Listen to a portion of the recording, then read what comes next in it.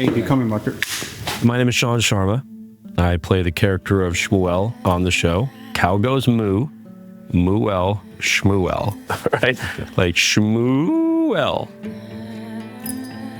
Shmuel is a Pharisee, a devout student, somebody who learned from Nicodemus himself, who is stationed in Capernaum at the beginning of the show, then gets to witness Jesus himself doing preaching in the city, and really concerns him because he makes claims that seem to be blasphemous.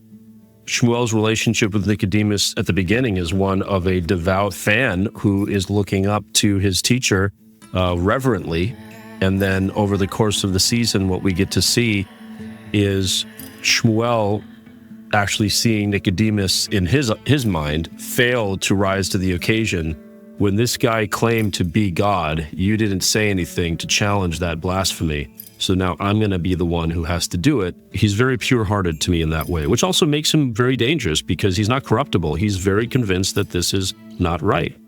So I can relate to Shmuel on so many levels, especially ones where we want people to take responsibility and do what they think is right.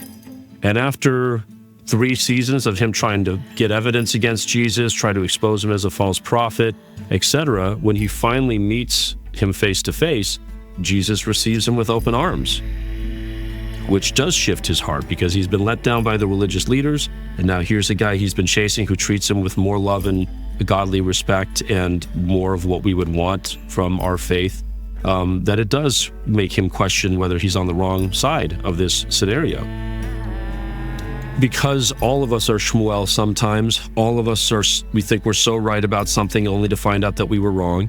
And I think the challenge for all of us is to have the humility to be able to own it. That's why Shmuel actually goes to speak with Jesus at Lazarus' house in Bethany. Coming into that very room, Jesus creates room at the table for them to sit, and then they're interrupted. And they're interrupted because Mary of Bethany comes in with this incredibly expensive perfume gift and humbles herself before God and anoints his feet. For Shmuel, seeing something like that is so against the norm of what is acceptable at the time that it was something almost profane that he's witnessing. He leaves feeling like I came to try to help you because you're in danger, and yet, like you've conducted yourself in a way that I can't support. This does not feel right. Shmuel is a cautionary tale about someone who is a good person who's doing his best to follow the law and upheld the traditions with which he was raised. He's just wrong. And he's doing his best from that perspective. We don't know what he's going to do next. We just know that he came so close, but he couldn't get past something that was that different.